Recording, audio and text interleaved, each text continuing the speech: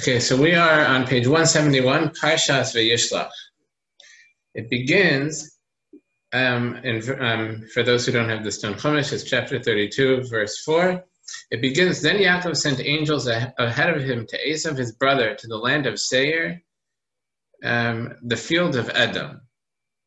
He charged them, saying, thus shall you say to my lord, to Esav, so said your servant Yaakov, I have journeyed with Lavan and have lingered until now. I've acquired oxen and donkeys, flocks, servants, maidservants, and I'm sending to tell my Lord to find favor in your eyes. And in verse 7, the angels returned to Yaakov, saying, we came to your brother to Esav, wherever he is heading towards you, and 400 men with him. So this is to be how the Parsha begins. Yaakov sent angels. It says angels. The word malachim could mean angels or could just mean messengers. In this case, Rashi makes a point of saying that angels, that the word malachim here means angels specifically, actual angels, not just messengers. And he sent them to Esav and told him to tell Esav, so says, once again, so says your servant Yaakov, I've sojourned with Lavan, have lingered until now. I've acquired oxen, donkeys, basically I'm rich. And I'm sending to tell my Lord to find favor in your eyes. So he's sending these messengers to appease Esav. And the commentaries ask, what's the relevance of what he's saying that I was with Lavan all this time. He's been gone for about 20 years. And he's telling Esav what he's been doing. You know, like, I've been gone a long time. I've been busy. I've been hanging out with Lavan. That's where I've been all this time. And why is that relevant? So Rashi says that the word Garti, im Lavan Garti, I sojourned with Lavan, that word has the gematria, has the numerical value of 613. And he was making a statement that even in all this time that I spent with Lavan, I kept the 613 mitzvahs. Meaning he wasn't successful in keeping me away from the Torah. And the commentaries asked, like, what's the relevance? Why does that matter to Esav? Whether Yaakov kept the Torah there, didn't keep the Torah there. Why did Yaakov feel that's what he has to tell Esav when he's coming to finally have this great reunion after being gone for 20 years and after having stolen the blessings from him before that, which is the reason why he had to flee, he had to run away so Esav wouldn't kill him. So the Beis Yitzchak answers that he was coming to make peace with Esav. He was coming to try to appease Esav. We'll see that he sent him this massive gift to try to appease him, and he bowed down to him, and he spoke to him like a servant would speak to a master, and he did everything in his power to cause Esav to feel that Yaakov wasn't a threat to him, and Yaakov looked up to him, and Yaakov subjugated himself before him. But Yaakov was telling him, I'm going to do all that to appease you, but there's one thing I won't do, and that's I won't stop keeping the mitzvahs. I'm not going to violate the Torah in order to appease you. And that was the statement he was making. He said, all this time, these past 20 years, I was with Lavan, who was not a religiously great person to be around. And in spite of that, I kept all 613 mitzvahs. In spite of that, I never compromised on my observance in order to appease him. So I'm not going to do that to appease you. That's what I won't do as part of the appeasement. The Ramban says that the reason why it says that the statement that I sojourned with Lavan, have lingered there until now, was he was trying to tell him that, like, I was gone all this time. You might think that, like, I had it great. You might think that, look, I stole the blessings from you and I left and now I had this easy life and look how rich I am. He was saying it wasn't easy. It's not that, like, you don't hold it against me that I have all this wealth, thinking that I must have been comfortable. I sojourned with him. Sojourn is an expression to me that was like a temporary kind of life. I was living out of a suitcase. I wasn't settled comfortably in my place, and I had to work very hard. And I've acquired oxen and donkeys, flocks, not through just them being gifted to me, but it was through very intense labor. Over 20 years of working that I acquired this. It wasn't just like a one-time gift. Okay, so it continues once again that the angels returned to Yaakov, saying, we came to your brother to Esav, wherever he is heading towards you with 400 men with him. And what's Yaakov's reaction? So on page 173, it states, Yaakov became very frightened. and it distressed him. So he divided the people with him and the cattle and the herds and the camels into 2 camps. For he said, if Esav comes to the one camp and strikes it down, then the remaining camp shall survive. Then Yaakov said, God of my father Abraham and God of my father Yitzchak, Hashem, who said to me, return to your land and to your relatives, I will do good with you. I have been diminished by all the kindness, by all the truth that you have done your servant. For with my staff I crossed the Jordan, and from now I have become 2 camps. And the Ramban understands not that I have become diminished, but I am smaller, I am undeserving of all the kindness that you did to me, that I just crossed. I own nothing, I had nothing. All I had was a staff when I crossed the Jordan to Aram Naraim, or Padan Aram, and now I'm returning. I have so many people that were divided up into 2 camps. And in verse 12, rescue me, please, from the hand of my brother, from the hand of Esav, for I fear him, lest he come and strike me down, mother and children. And you have said, I will surely do good with you. I will make your offspring like the sand of the sea, which is too numerous to count. And then it continues in verse 14, it talks about this massive gift that he sent Esav and how he sent the gift. So the Ramban says that the reason why, this whole incident really is a lesson for us in how it's how we deal with adversity and a precedent for the destiny of the Jewish people. Like you see, we said over and over through the book of Bereshit, is that everything our forefathers did sets a precedent for what's going to happen to their descendants. In this case, it's setting a precedent for our dealings with Esav and with other nations out to get us. And that is, the first thing that he did was he strategized, that he divided the people into 2 camps, saying that if there is a battle, so we'll have some survivors, that the Jewish people will survive.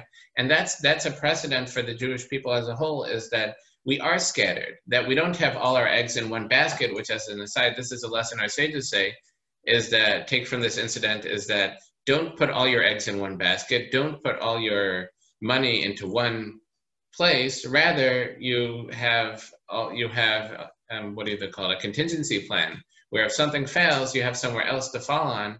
And here he split the people into 2 camps, saying that if one gets hit and one gets destroyed, we'll still continue. We'll still be able to continue. And but this is also a precedent for the Jewish people as a whole, that we're scattered in exile and we're all over the globe.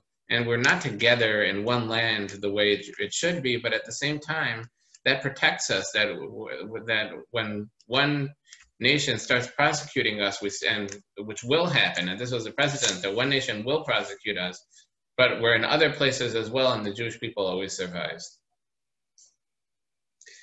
So, so the first thing that he did was he prepared. He split them up into 2 camps. The next thing he did was he prayed.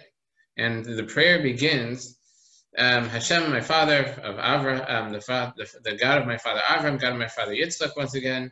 He praised Hashem first, that he said, look at everything you've given to me. You've given to me more than I deserve. I'm smaller than what you've given to me. And then he had his request, rescue me, please, from the hand of my brother, from the hand of Esav, for I fear him lest he come and strike me down, mother and children. So here he says he has a double expression for his relationship with who the person is he's worried about. It says, rescue me from the hand of my brother, from the hand of Esav. We know he only has one brother, and we know who Esav is. So why is it saying both, his brother from Esav? So I think it's the Beis Halevi who says that this is he's trying to say that there are 2 dangers represented by Esav. One is the obvious danger, and that Esav's out to kill him. And so he's saying, please rescue me from Esav so he doesn't kill me. That is the statement, save me from Esav, if he's acting like Esav. The other request is save me from my brother, meaning if he approaches me not as Esav, not as a murderous brute, but he approaches me as a brother. If he comes to me and, oh, I love you so much, let's stick together, which we see that's what actually happens. And just being around Esav and being around Esav showing his love, that itself could corrupt him. And that itself, Esav could have a corrupting influence on him, and he's asking to save me from that corrupting influence of my brother. And he's asking for both. Save me from him acting as a brother, and save me from him acting as Esav. And once again, this is a precedent for the future. And we've had both troubles with Esav. We've had Esav, descendants of Esav, we've had Rome and Western civilization out to kill us. And we ask Hashem to save us from that. And at the same time, We've had times where they weren't out to kill us, and the Western civilization is giving us love, giving us shelter, telling us how valuable we are to them, and they only want to be our brothers. And that gives people an opening to assimilate, and it has a corrupting influence on us. And Yaakov asks to save us from both of those things. The Vayishlach brings from I think it's Reb Zalman Margolis, who was a Rav in Rudna in Europe, that he explained this in a similar way, but with a slightly different twist, that he was asking him to save us from Esav, once again, when he's out there, a murderous brute trying to kill me, and from my brother, meaning if he approaches me as a brother, but he's really there to kill me, meaning save me from him when he looks like a murderer, and save me if he's a murderer in disguise, when he disguises himself as my brother in order to murder me. And he says that that's why I kind of emphasized this earlier on the previous page, page 171, the answer of the angels when they return, verse 7, it says, the angels returned to Yaakov and said, we came to your brother to Esav. They also use the same expression. We came to your brother to Esav. They also call him your brother Esav, meaning Yaakov sent the angels to Esav to find out what his intentions were. Were his intentions to come just to straight up a frontal assault, or was his intentions to come as a brother and try to get close to him, that through showing love, and then try to kill him? And they said, we don't know. We saw your brother, we saw Esav, we saw indications both ways, so we really don't know what his intentions are. And the Vayishlach says that this could be, this also would explain a verse in Tehillim that we say as part of the Hallel, that, let's see if I think I wrote it here.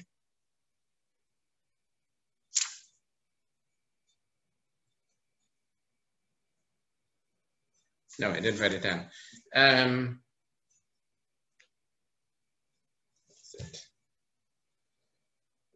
It's Hashem li ba'izrai va'ani er'eh b'sonai. We say it in Min HaMeitzar, from the depths I call to you Hashem, that Hashem is with me with those who help me, and I see my haters. I see those who hate me. And the Vayishlach explains what's the meaning of this. What it means is that I see those who hate me. I'm not so concerned about the enemies at the gate, because I know who they am. I know who they are, and I have to take steps to protect myself from my haters. Second, but my helpers, those who are apparently helping me, yet I am those who look like they're helping me, there Hashem is with me. I need Hashem with me because I have no idea who's on the inside trying to hurt me. So there I need Hashem's help. Yes? Rabbi, I have a question. Yeah, sure, okay. Why did the angels say that they didn't know, what Esau's intentions were? I mean, how can that be if they're sent from God? It's a good question. Apparently that wasn't their mission to know, and wasn't their mission, meaning they were sent by God, but they were sent by God with a specific mission. The mission might have been protecting Yaakov, whatever it happened to be. We see that earlier, it was explained in the end of last week's Parsha, it says that he saw these two great camps of angels, these formations of angels, and he called the place Machanaim, the camps after that. And it seems that those angels were sent just to honor them, according to the Ramban, that they were sent as an honor to Yaakov to greet him on his coming to Eretz Yisrael, to the land of Israel. And you're right that angels are sent by God, but they're sent with a specific mission, and it could be that their mission was not to reveal this information to Yaakov. Okay. Welcome. Okay, so moving on. And in verse 13, once again, on page 173, verse 13, and you have said, I will surely do good with you. I'll make your offspring like the sand of the sea, which is too numerous to count. So he was praying to Hashem with he started with the praise of Hashem about how all the good that Hashem did for him. And then he had his request, and then he ends with, you have said, I will surely do good with you. I'll make your offspring like the sand of the sea, which is too numerous to count. There he's thanking Hashem for his promise. So moving on, verse 14 on page 173, he spent the night there, and he took from that which had come into his hand a tribute to Esau his brother, 200 she-goats, female goats, and 20 he-goats, 20 male goats, 200 ewes, that's female sheep, and 20 rams, that's male sheep. 30 nursing camels with their colts, 40 cows and 10 bulls, 20 she-goats, 10 he-donkeys. He put it in his servant's charge, and our sages say that there was very specific reason for each number, that the females and males were the amount that you need for those females need this many males in order to support them, etc. And in verse 17, he put in his servant's charge, each drove separately, and he said to his servants, pass on ahead of me and leave a space between drove and drove. He instructed the first one, saying, when my brother Esau meets you and asks you, saying, whose are you, where are you going, whose are these that are before you? You shall say, your servant Yaakov, it's a tribute to sent by my Lord to Esau, he himself is behind us, and etc. He said to each group, that's what you should do. And the way he said this, once again in verse 17, he said, pass on ahead of me and leave a space between drove and drove. Each group, each servant is leading a group of these animals, and he's saying you should leave space between each group so you're over the horizon. When one group arrives, the second group is over the horizon. So Esau doesn't see how many are coming, and he has this big group of animals coming as a gift. And then when he gets that, he thinks it's done, then another group comes. And then when he thinks it's all done, another group comes, and it just feels like it's never ending. And this will increase the appearance of the gift, like what they, what do they call those things? Those long form advertisements that, but wait, there's more, that it just seems like the deals keep on coming and coming. So it feels like more than it really is. And that's what he was instructing them, that the gift should look incredibly large.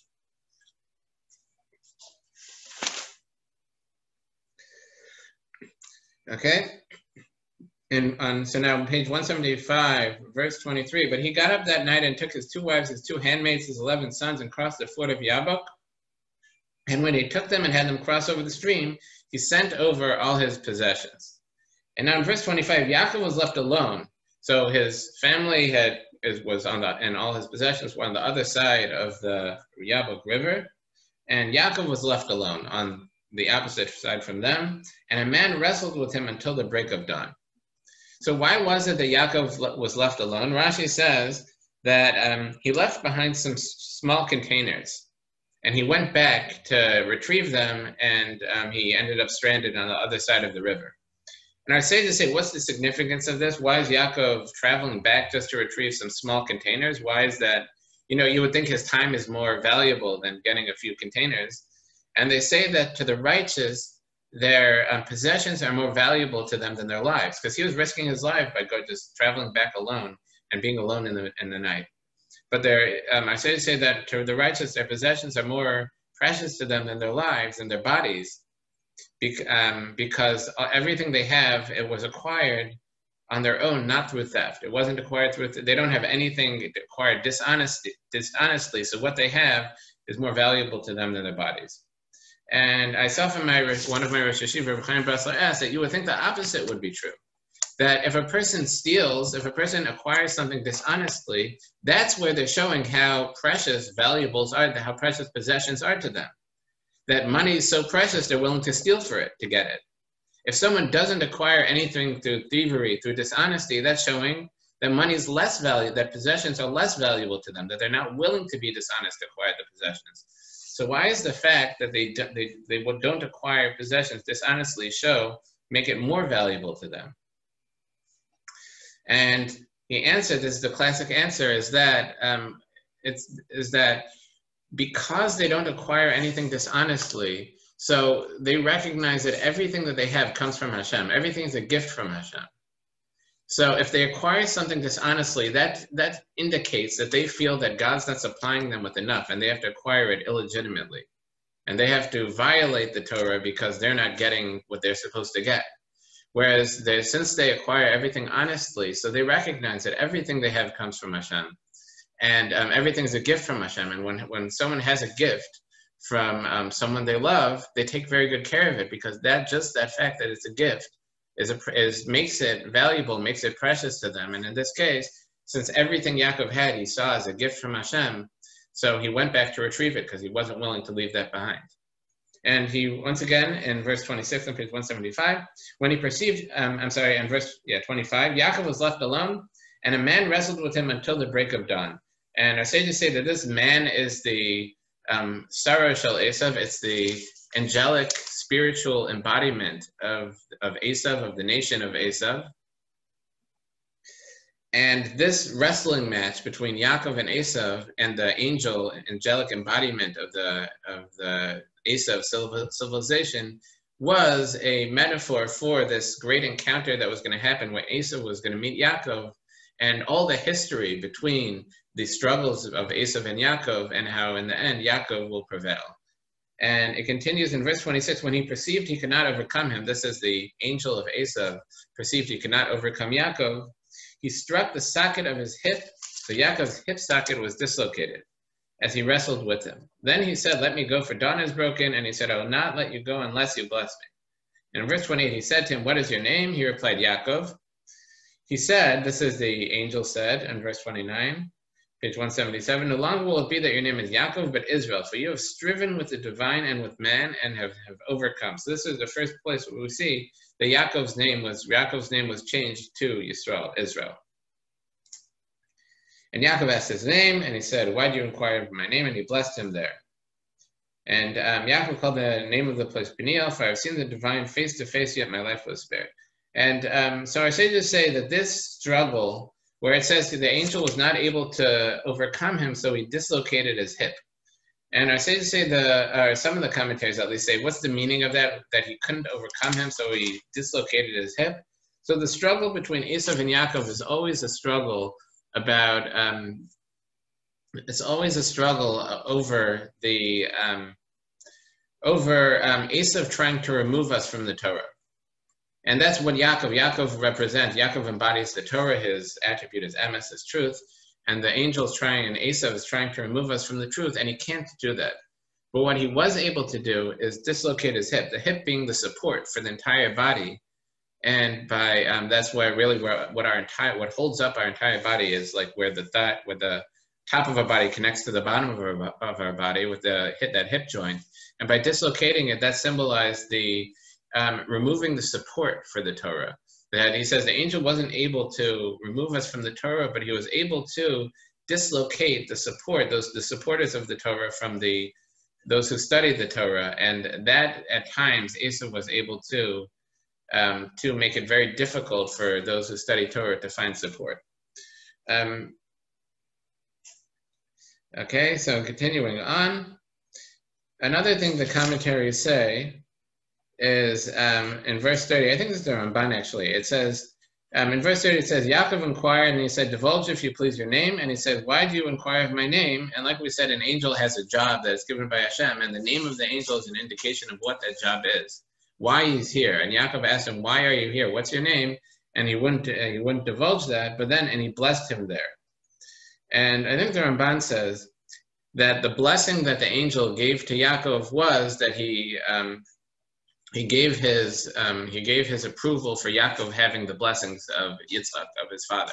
Meaning at this point, Esav was beaten by Yaakov. In the end, Yaakov overcame Esav, and Esav, the angelic embodiment of Esav, agreed to Yaakov having the blessings. And continuing on in verse 23, the sun rose for him as he passed Penuel, and he was limping on his hip.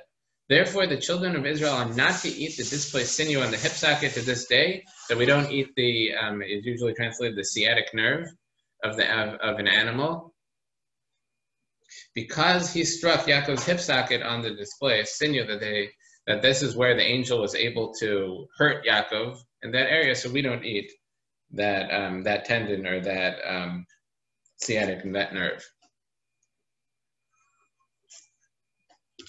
So now, chapter 33. Now, finally, we have this grand encounter between Yaakov and Esav. On page 177, chapter 23, Yaakov raised his eyes and saw, behold, Esav was coming, and with him were 400 men. He had 400 men, 400 soldiers with him.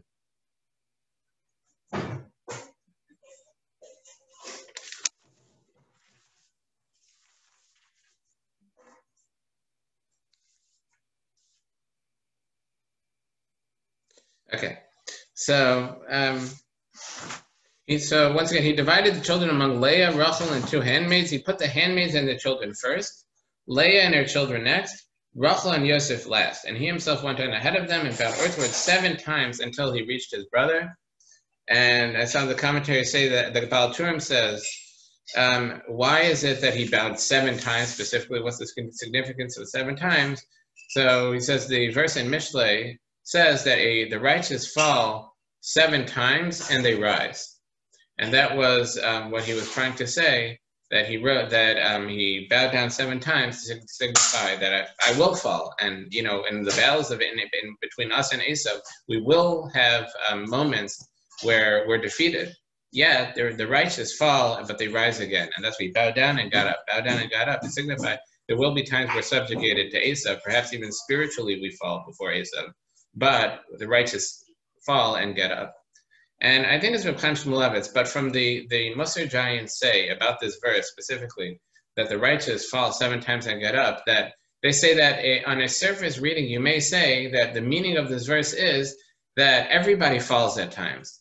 The difference between an average person maybe and a righteous person is that the righteous people get up when they're knocked down. And that's what it means to be righteous, is that they fall, and in spite of the fact that they fall, they dust themselves off and get back up.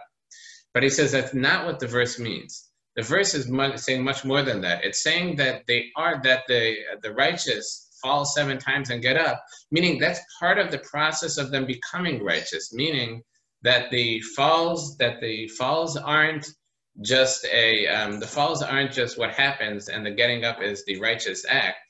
Part of the process of becoming righteous are the falls, are the failures, because without any failures, we don't grow. And failure, anytime we fail, is the teaching moment. And it's not just the getting up, that in the process of becoming righteous, the failures are as well. And the righteous fall 7 times and each time they get up, because each time they fall, they learn something more about themselves, and they learn something more about the outside world, and they learn more how to act through their failures. And that's the meaning of this verse. And that's what Yaakov was telling Esau with these bowing downs, as he was saying that I will fall before you over time. I will fail, but that's only just gonna make me greater. I'm gonna rise up each time more powerful and greater than I was before. Okay, so it continues on. In verse 4, the bottom of 177, Esau ran toward him, embraced him, fell upon his neck, kissed him, and then they wept. He raised his eyes, and so just right there, pretty much all the commentaries say that this was sincere, and that Esau came with 400 men, fully intent on killing Yaakov. But once he saw him, and he saw Yaakov bowing down to him and subjugating himself before him, so his heart was miraculously full of love of Yaakov, and he ran toward him, and hugged him and kissed him out of sincerity. And then he raised his eyes, saw the women, children, on page 179, and asked, who are these to you? He answered, the children whom God has graciously given your servant. And then it says in verse 6, the handmaids came forward, they and their children, and they bowed down. Leah too came forward with her children. They bowed down. And afterwards, Yosef and Rachel came forward and bowed down. If you notice that the Torah is very specific about the order here, that with the handmaids and Leah, it says that first has the mother and then the children. Whereas with Rachel, it says that Yosef and Rachel came forward. It puts Yosef before Rachel. And our sages say that because Rachel was so beautiful, Yosef, her son, did not want Esau to see her. So Yosef stood in front of his mother, in front of Rachel, so Esau wouldn't see her and desire her. And he says because of this, because he hid his mother from Esau, he merited to the blessing of being Ali Ayin, above the eye, and the blessing of Yaakov for Yosef is that he was above the eye, meaning that he is not subject to Ayin Hara. That Yosef has this power that he's not subject to be damaged by others looking negatively on him. Okay, so now,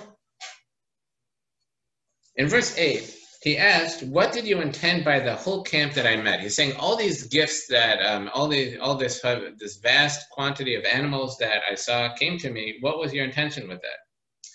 And I say that he should have known, because the servants were instructed to tell him exactly what that they were a gift from Yaakov. And some commentaries say that Esav wouldn't even listen to them, that Esav was such a Baal Gaiva, he was so arrogant that he felt it was below him to listen to these people, so he wouldn't even allow them to talk to him. But anyway, he asked, what did you intend by that whole camp that I met? And Yaakov answered, to gain favor in my Lord's eyes. Esav said, I have plenty, I have a lot. My brother, let what you have remain yours. So Esav said that you want to give me this whole gift? I have plenty, I don't need that, you can keep it. And just as an aside, our sages say, let what you have remain yours. They say that that's a reference to the blessings as well, that at this point, Esav himself agreed to Yaakov having the blessings. They say, let that what you took, you should keep. But anyway, Yaakov's answer, verse 10, but Yaakov said, no, I beg of you, if I have now found favor in your eyes and accept my tribute from me, inasmuch as I have seen your face, which is like seeing the face of a divine being, and you are appeased by me. Please accept my gift which was brought to you, inasmuch as God has been gracious to me, and as much as I have everything. He urged him, and he accepted. So this conversation, the commentaries all have this point that Esav said, I have plenty, I have a lot. Yaakov responded, I have everything. And the commentaries say this is shows the difference between the righteous and the wicked, is that the wicked, however much they have, they're not satisfied. Esav said, I have a lot. A lot implies that I could have more, but whatever I have is a lot. Whereas Yaakov's response was, I have everything. Meaning whatever Hashem gives me whatever I need, so I'm not lacking a thing. I have everything. There's nothing that I'm missing. And this just illustrates the difference between the righteous and the wicked.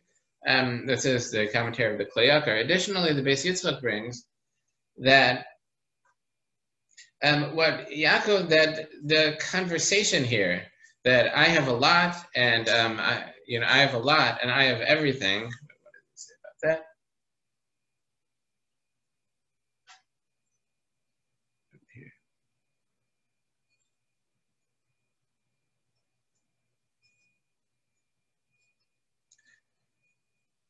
Oh yeah. So he explains basically really the next verse that says in verse 11, please accept my gift which was brought to you, inasmuch as God has been gracious to me, and inasmuch as I have everything. So if you look at the Hebrew there now, before that, it says, no, I beg of you in verse 10, if I have now found favor in your eyes and accept my tribute from me, inasmuch as I have seen your face, which is like seeing the face of a divine being, and you were appeased by me. That he said, like, seeing you is like seeing God, so accept my gift. What's the meaning of that? What does that mean, like, seeing you is like seeing God? That sounds pretty sect or religious. So the Beis Yitzchak explains that with Esav saying, I have a lot, he was saying, I have so much stuff that I don't need to give you, I don't need to accept a gift from you. I have what I need. I don't need anything from you. And the answer to this was, the Kleyakar expresses this connection as well, is that we have a mitzvah that when we go to the Beis HaMikdash, we go to the temple, the Torah says that you shall not see my face empty, meaning we have to bring an offering every time we go to the temple called the Olas Yiriyah, the offering, the burnt offering of being seen. And Yaakov was saying that seeing your face is like seeing the face of God, meaning that you claim that you have a lot and you don't need anything from me. But God isn't lacking anything. Yet, when we go to see God, when we go to visit the temple, we bring an offering. And I learned that that's the proper way of approaching.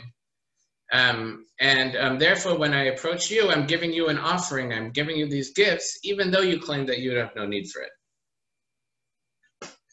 Okay, so he urged him and he accepted. And in verse 12, when he said, travel on, let us go, I'll proceed alongside you. And in verse 13, but he said to him, my Lord knows that children are tender, and like I have little kids, and I have these young sheep, and you don't want to travel with me because you want to travel fast. And if you come with me, I'll slow you down. So in verse 14, let my Lord go ahead of his servant, and I'll make my way at a slow pace according to the gate of the road before me and the gate of the children, until I come to my Lord at Seir. And the Medrash says, Rashi brings the Medrash, that Yaakov had no intention of traveling to Seir. And Seir was the territory of Esav. He meant to stop along the way. He was just going to Sukkot. But he said Seir because that's if you're worried about somebody has intention to do you harm, so you don't tell them where you're going because they may lay in wait for you over there. So he told them that he was going further than he really planned to, because and because of that, Esav would be waiting in Seir for him, and he'll take an earlier stop, and Esav wouldn't be there to do him hard. But the commentaries say he wasn't 100% dishonest, because in fact Yaakov was planning on going to Seir, just not at at this point. He was planning on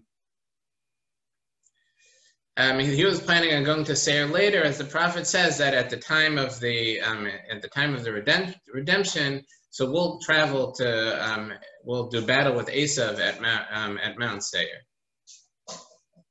So you're saying that later on at the end of times we'll meet you at Seir. Okay, so Esav, once again, verse 16. So Esav started back that day on the way to Seir, but Yaakov journeyed to Sukkot, which is where he was really intending on going at this place, and he built a house, etc. And in verse 18, this is page 181, verse 18.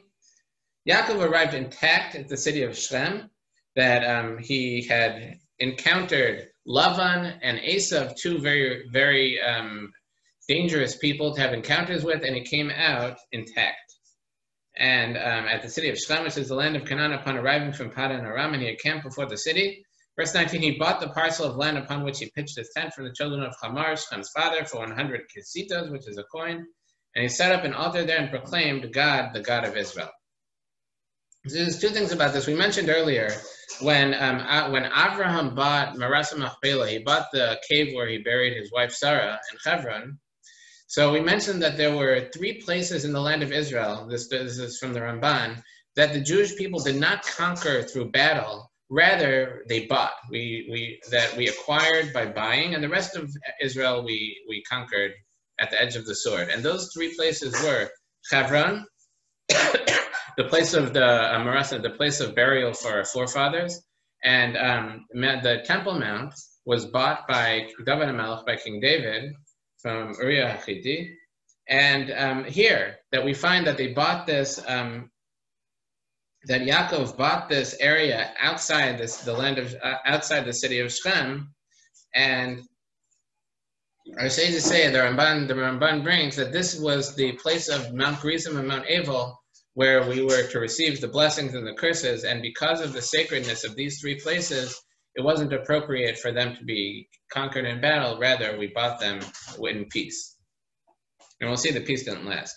And just one more thing in verse 20, set up an altar there and proclaimed, God, the God of Israel. The Hebrew is Vayikra Loi, Kalel Yisrael. The Hebrew sounds like he called the altar God, the God of Israel, which sounds like idolatry. And but the Ramban explains that this is the way that we maybe call an altar, call a place, or even call children. He says that we find people name children after miracles that happened to them specifically. He brings an example of the name we find in the Torah, Tzuri Shaddai, which literally means my rock is God, or my former is God, depending on how you read it. And which is an indication that this person is celebrating their connection to Hashem. So here also the Ramban says that he called the altar, God is the God of Israel. Not the altar is God, the God of Israel, but the altar, he gave the name of the altar, he gave the altar the name, Hashem is the God of Israel, which is what the angel called him. So he was proclaiming his connection to Hashem. So continuing on, chapter 34, the next big incident in the Parsha is Dinah's abduction. So it says, Dinah, the daughter of Leah, whom she had born to Yaakov, went out to look over the daughters of the land. She went out to see what was going on in Shem. And in verse 2, Shem, son of Hamor the Chivite, the prince of the region, saw her. He took her, lay with her, and violated her. Rashi says that he took her, that he lay with her, meaning that he had intercourse in the normal way of things, and violated her means that he sodomized her. Whereas the Ramban says that that's really unnecessary to read it that way, and he says that he violated her is just an indication that this was against her will, that this wasn't a consensual encounter, rather this was rape, that he violated her, that he raped her. And in verse 3, he became deeply attached to Dinah, daughter of Yaakov. He loved the maiden, appealed to the maiden's emotions. So Shem spoke to Hamar's father, saying, take this girl for a wife. Now Yaakov heard that he had defiled his daughter Dinah while his sons were with the cattle in the field, so Yaakov kept silent until their arrival. So he had his sons go with him. And Hamor, Shechem's father, this is in verse 6, went out to Yaakov to speak with him. Yaakov's sons arrived from the field when they heard the men were distressed and were fired deeply with indignation, for he had committed an outrage in Israel by lying with the daughter of Yaakov. Such a thing may not be done, meaning even amongst the Canaanites, this was viewed as being wrong. And Hamor spoke with them, saying in verse 8, Shechem, my son, longs deeply for your daughter, etc. Please let us have it. And verse 10, and among us you shall dwell, the land will be before you, settle, trade in it, acquire property in it. Basically, if you allow us to marry, I'm the king, you'll become a citizen amongst us. You won't be an outsider anymore. You'll just be like one of us.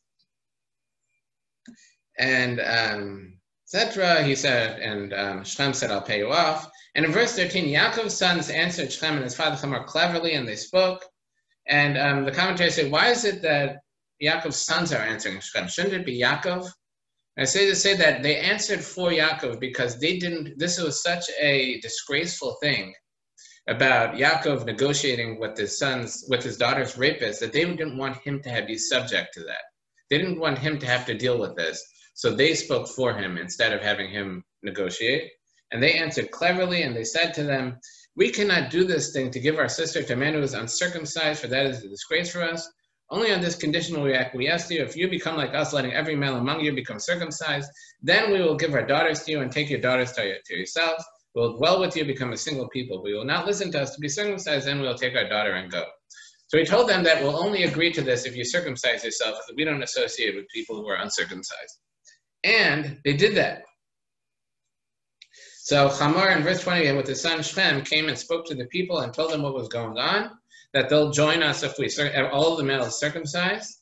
And page 185, verse 24, all the people who depart through the gate of the city listened to Hamor and his son Shechem, and all the males, all those who depart through the gate of the city were circumcised. So everybody from the city circumcised themselves. And then in verse 25, it came to pass on the third day when they were in pain, the third day being the most painful day of the recovery of the circumcision, that two of Yaakov's sons, Shimon and Levi, Dinah's brothers, meaning they're Yaakov's sons, Shimon and Levi, but they're also Dinah's brothers in that they're born from Leah, Dinah's mother. So they're brothers from the father and from the mother, unlike some of the other sons. And Hamor and Shechem, his son, they killed, each took his sword, they came upon the city confidently and killed every male. And Hamor and Shechem, his son, they killed at the point of the sword. Then they took Dinah from Shechem's house and left. So they killed all the males in the city. And when all the males had just circumcised themselves, so they were all in pain and weren't up to fighting. And then they plundered the city, and they took all the wealth and everybody captive. And in verse 30 it says, Yaakov said to Shimon and Levi, you have discomposed me, making me odious amongst the inhabitants of the land, among the Canaanites and among the Perizzite.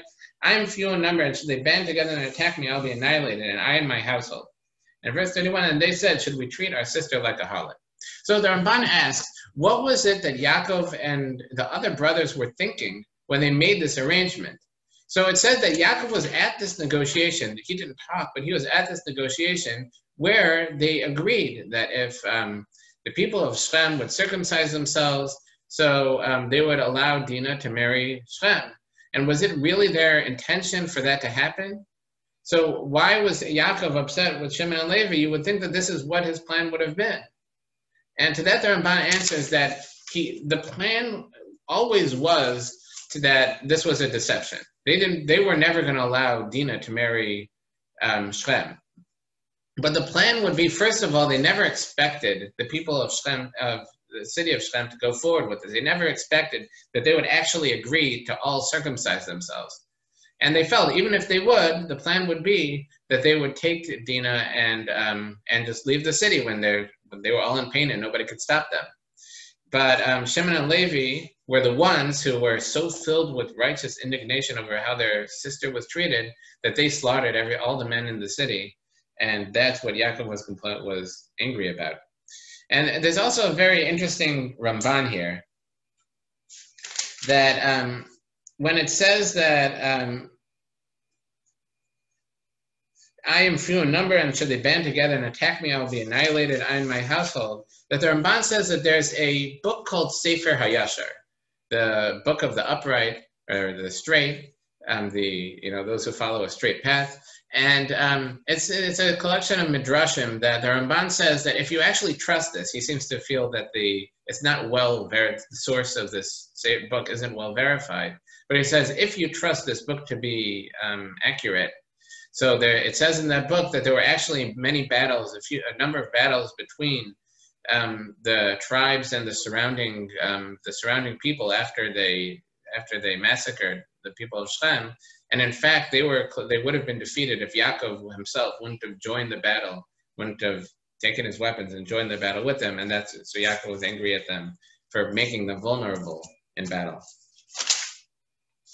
Okay, so then Yaakov built on page 187, Yaakov built an altar in Beis El. Hashem told him to go to Beis El, so Yaakov went there. And in verse 2 it says, so Yaakov said to his household, in page 187, verse 2, and to all who are with him, discard the alien gods that are in your midst, cleanse yourself and change your clothes.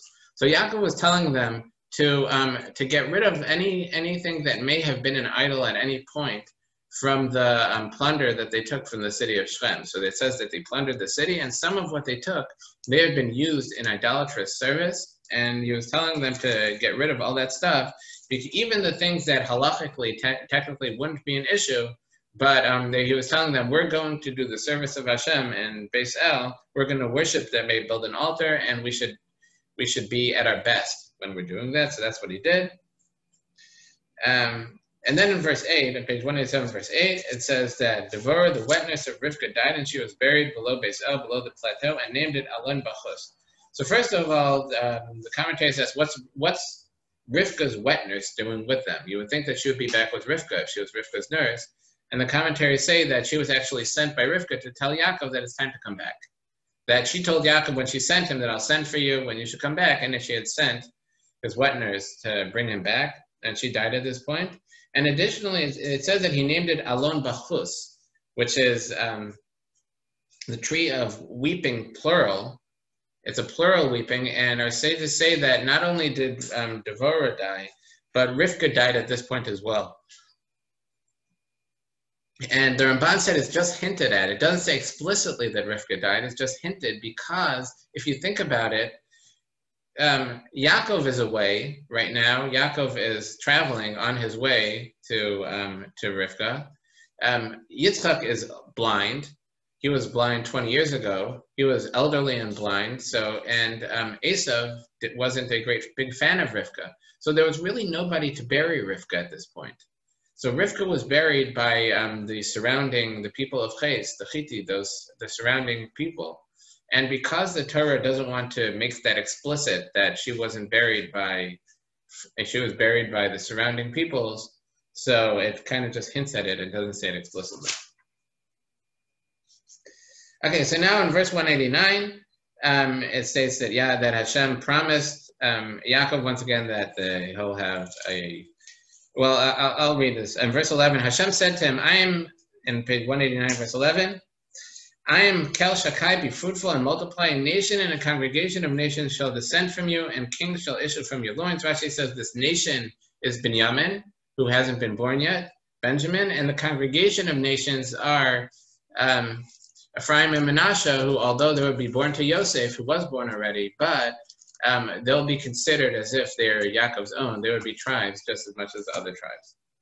Okay, and he made a pillar. And then in verse 16, they journeyed from Beis El, and there was still a stretch of land to go to Ephras, when Rachel went into labor and had difficulty in her childbirth. And it was that when she had difficulty in her labor that the midwife said to her, have no fear, so this one too is a son for you. And it came to pass as her soul was departing, for she had died, that she called his name Ben-Oni, the son of my suffering.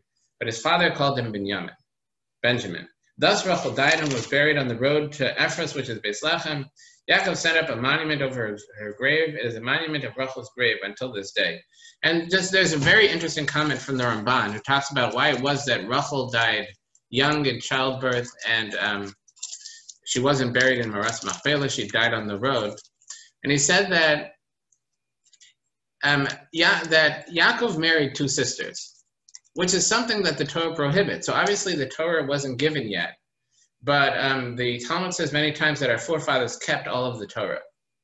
And the Ramban answers this contradiction by saying, that what it means that they kept the whole Torah means that the Torah wasn't given, but they were spiritually sensitive and so spiritually attuned that they were able to understand the rights and wrongs, the spiritual nature of the world, and understand all the mitzvahs from there. And that's how they kept the Torah. And with this spiritual sensitivity, Yaakov understood that the Torah was really meant to be kept in the land of Israel. And it was outside the land of Israel that he married the two sisters, where he felt that spiritually it's less significant to, these mitzvahs are less significant. Once, to be clear, once the Torah is given and it all becomes obligatory, then we're obligated outside the land of Israel just as much as inside the land of Israel. But before the Torah was given, he felt that the mitzvahs that the place for the keeping of the Torah and the mitzvahs is the land of Israel. That's really where it should be kept. And once again, to be very clear, this is before the giving of the Torah. Once the Torah was given, it was meant for all places at all times. In fact, it was given outside the land of Israel. And specifically given outside the land of Israel. But that was the reason. So now that Yaakov was traveling into the land of Israel, so Rachel died on the way because he couldn't be married to two sisters now. So anyway, moving on. It mentions the sons of Yaakov now, and 193, chapter 36, till the end of the Parsha, it mentions all the chronicles of Esav. And okay, and this is really the from here till the end is all the descendants of Esav and the kings and chiefs that came from Esav. And I say to say that this is all mentioned for the honor of Yitzchak, because while Esav was wicked and he was really our adversary for the rest of history, yet he was a son of Yitzchak, and these are descendants of Yitzchak. So to honor Yitzchak, it mentions all of these descendants of Esav. Okay, and that's how the Parsha ends on page 197. It gives a little chart of how they're related there on page 197 in the Art Scroll. And just a word about the Haftarah, page 1141. The Haftarah is the entire book of Ovadia, which is from the 12 prophets, the book of Treyasa, the 12 prophets. And I mentioned, I think it was 2 weeks ago, I said it mistakenly about Malachi. It's in fact, this is about Ovadia that we read the entire book. Malachi is short, but not that short. So we read the entire book of Ovadia. And the reason why is that Ovadia had this prophecy about Esav, and really the destiny of Esav, about how they'll become great at times, and they'll be violent, and in the end of days, Esav will be defeated. And Esav specifically was given this prophecy for 2 reasons. One of them being that Ovadia was a convert who was descendant of Esav. He was a descendant of Esav, so he was given a prophecy about Esav. And another reason is that Ovadia was a prophet in the household, in the palace, of 2 incredibly wicked people, King Achav and Queen Jezebel, who were the king and queen of the 10 tribes of Israel, the northern kingdom, not the kingdom of Yehuda, not the kingdom of Judah. And they were incredibly wicked, and they, in fact, wiped out all the prophets in their kingdom, except Ovadia kept 100 prophets alive by him bringing them food and drink. And oh yeah, I heard about that.